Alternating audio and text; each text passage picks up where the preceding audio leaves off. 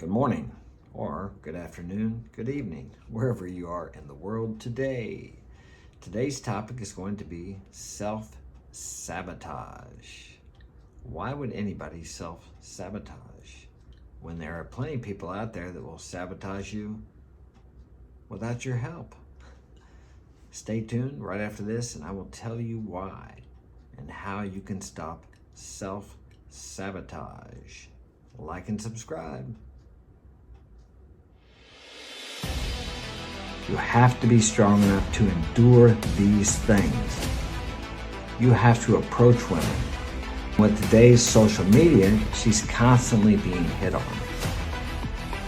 Women are always in the game.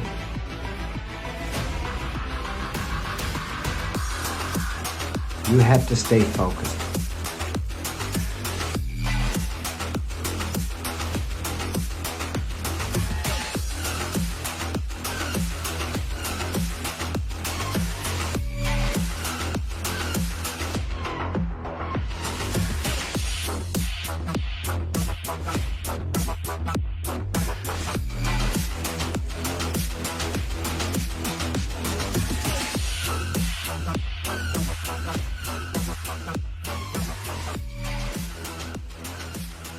We are men.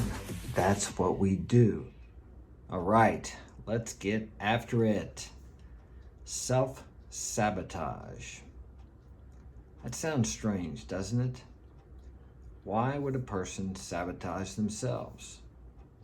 As I said, when there's plenty of people out there that will destroy what you're building and pull you down without you even asking them to help you do that. But many times we sabotage our own success. Why would we do that? Well, I'll tell you why we do it. Because we inherently feel as if we don't deserve the success we have worked so hard to achieve. Nothing fails like success. I heard that long ago and I wondered, what does that mean? What do you mean nothing fails like success? Once you build up a certain amount of success, to maintain it is much more difficult than it was to build it up. We become complacent. And deep inside of us, we may even feel like we don't deserve it. Why would we feel like we don't deserve it when we've worked so hard to build it up? Usually and many times it's because of the way we were raised. Now, I'm not blaming your parents. Don't blame mom and dad, because the blame game gets you nowhere. If you blame your parents for the way you are today, then you're putting yourself in victim status. And if you're a victim, guess what? You're helpless and you could do nothing about it. You may want to look at how your parents were raised if you think they were so terrible. And you may find that they did better for you, much better than what was done for them. That can help you understand why they did some of the terrible things that they did to you, if they did. But that's not going to help you to maintain your success. So let's say you grew up hearing things like, you're stupid, you're dumb, you're never going to amount to anything, you can't do anything right, you quit everything you start, you're never going to finish that. You do something for them and you think it's great and they tell you it's stupid or it looks ugly, or, I mean, you can add to the list infinitum, okay? But you have to realize that your parents had a lot of things going on inside of them. The baggage they carried when you were being raised by them, they had nowhere to put it. They didn't have the opportunity we have today to look within ourselves and take care of these things. So they had to live with it. And unfortunately, it came out upon you and has affected you now. But you are an adult, and it's up to you to take responsibility for what you have inside of you. Guilt, shame, remorse, regret, anger, resentment, frustration, fear. Fear ought to be classed with stealing. it seems to cause more trouble. That's not my quote. I got that somewhere else. So all these things, fear of success, fear of failure, many of us spend our lives trying to prove to our parents that we can be something, instead of just accepting ourselves as we are and accomplishing and moving towards goals so we will feel fulfilled as a man. A man gets fulfillment from service, and service is provided by setting a goal and moving toward that goal, a worthy ideal, a worthy goal. Earl Nightingale said, "Success is the progression of a worthy goal or ideal." And we all serve in one way or another, and your goal should be orientated towards serving others, not yourself. Because when you serve others, you are taken care of. Any success I have today is a direct result of my service to humanity in one form or another. Not all service I do, I get paid for. I don't. But then again, I do. What I mean is I don't get paid directly from the people that I serve. But it comes back to me in one form or another through universe, God, divinity, nature, however you want to call it. But it does come back to me. You can never put anything out in life or take anything from life that isn't taken from you or doesn't come back to you multiplied if you put it out there for free and for fun. We grow up in a society that tells us we have to go out and get what we want. No, rather we have to go out and give what we want.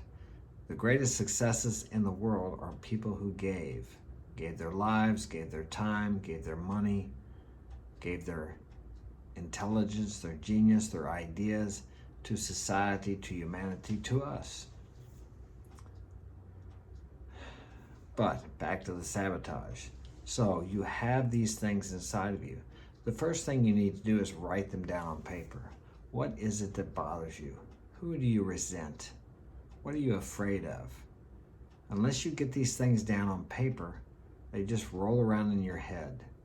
But when you put them down, they become tangible. But also there's a big fear there because you don't want to really look at them as something real. You prefer to stuff them away, to push them back.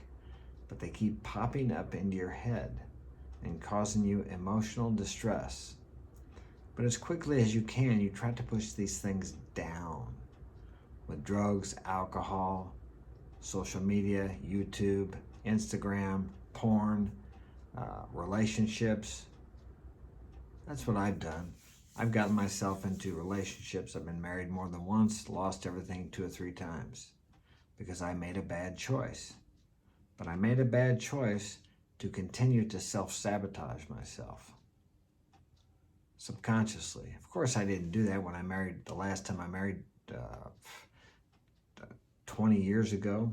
I've been divorced for about 11 or 12 years, but I chose someone who, like myself, could not accept success. So when we had nothing, things were great. But the more success I started to achieve, the more money, the worse problems we had. And eventually it split us apart. She regrets that now. She wants to be with me now, but I ended up with the 6 kids, and she went back to her country, and she's been gone for 11 years. She had every opportunity to stay. Now, it would have been easy for me to blame her. Oh, yeah, look what she did. She cheated. She ran around on me. She lied to me. Yeah, okay, I could do that. But what is that going to benefit me? How would I benefit from that? I'm not going to benefit from that at all. So I have to ask myself, how did I get into that? How did I play a part in that? How did I use her to create my self-destructive behavior that led to me once again self-sabotaging myself? Why did I choose someone to create that reality? Because still inherently within me, I felt as though I didn't deserve success. So things were going good. I was building up my business. I had my home. I was remodeling it. I was making a lot of money. And then I had to go find somebody to help me tear it all down. And then that way, I couldn't blame myself.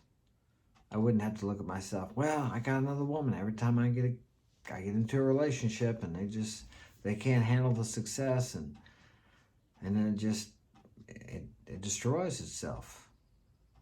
But really it's me creating the situation so I can self-destruct. But after that relationship, which brought a lot of, how do I say, pain, emotional pain and suffering, it motivated me to continue to look even more within myself, which I did. Okay, but even after that, I got into another relationship, which brought out even more. I didn't marry this girl, though, fortunately, and brought up some issues with my mom and dad that I did not even know existed. Although it was a painful situation, extremely painful, I can handle physical pain. I've had the crap beat out of me a lot of times, broken bones, etc. But emotional pain, man, when you're in that emotional pain, I don't know about you guys, but I am looking for answers, and I am digging deep within myself because I don't want to feel that. And so this last time, I discovered a lot of things that were hidden within me that I didn't even know was there, which explained my desire to self-sabotage, feelings of low self-worth. Because of my last relationship, I really felt like I was being disrespected and devalued. Well, no one can disrespect you or devalue you unless you have first done that to yourself. People just reflect back to you what and who you are. So if someone is disrespecting you, or you feel like they don't value you, you first have not valued yourself. We teach people how to treat us, contrary to what most people think. We live in a society that wants to blame everybody for everything. Everybody's offended. How can you offend me? I could throw out a few racist names you could call me as a white man, but I won't do that because YouTube's real, I don't know, they're kind of funny about that, even though I'm talking about myself. I don't care. Call me what you like. It makes no difference to me. Now, if there's some truth in it, and I don't want to accept that truth, then it will piss me off or offend me. But if someone pisses me off or offends me, I need to look within myself, because I have a buddy, a longtime friend. He says, they can't get your goat if you don't have a goat to get. So when you get this garbage out of you, when you become comfortable in your own skin, you take care of these things, and I could talk to you more about that if you'd like to get my help personally. But for here right now, I'll give you the general way here. You get that out, you take a look at it, and then you have to deal with it. And how do you deal with it? First off, you have to feel those emotions that you were afraid to feel when you were a child. And I'm not into all this vulnerability, sharing your emotions here on YouTube and to your girlfriends and all that. Yeah, you need to find someone to be vulnerable with, a man if you're a man, a woman, another woman. And you need to have someone in your life that knows everything about you, at least one person, but find someone you can trust that you know is not going to share things, because we've all done things we're ashamed of. But you should have nothing within you that at least one other person in the world doesn't know about, and that will set you free. We all have an inherent power within us, a great power, but what blocks that power off is all this negativity, this guilt, this shame, this remorse, this feeling of being unloved, not worthy, low self-esteem, low self-worth. You get the picture. If you can take care of that stuff and get rid of that, you will feel a sense of power that you have never known. Now, what a lot of people do, and I did this when I was younger, was they drink, they take drugs, and what that does is it depresses all of these negative feelings, and you feel high. But in reality, you're not high. You just feel like you would feel if you had all this garbage out of you. Because I haven't drank or did drugs for, over 30 years. And I enjoyed it. I had a lot of fun partying. But now I have a feeling that far surpasses any high I ever got from drugs and alcohol. Now, is that every day? Of course not. I have some down days. But when I was drinking, I wasn't high all the time either. But I can conjure up this feeling of ecstasy simply by thinking about all the things that I'm grateful for, that I have to be grateful for. Now, for years, I would make lists, great gratitude lists. I didn't feel shit. It was because I still had too much stuff in me. It took me years to get these things out because I'm stubborn and bullheaded. It could have been done right away, within 6 months or a year. I did the best I could. So if you're hard-headed or self-willed or not willing to surrender to this idea, it will be more difficult for you, but not impossible, because life has a way of continuing to impress pain upon you so you will look within. But as I said, take the word blame. Quit blaming your parents. Quit blaming your ex-wives. Quit blaming your ex-friends. Quit blaming your ex-partner who screwed you in a business deal, because you created it all. All these people are messengers telling you to look within. You just reflect on the outside world what you are on the inside. So any problems you have out there are coming from here. If you get this cleaned out, then the world out there takes care of itself. The manifest world is a reflection of your inner world. When you look in the mirror, you should look at yourself and think you're beautiful, that you love yourself. And if you have any thoughts other than that when you look in the mirror, it's not your reflection you're seeing, but you're seeing the within of who you are.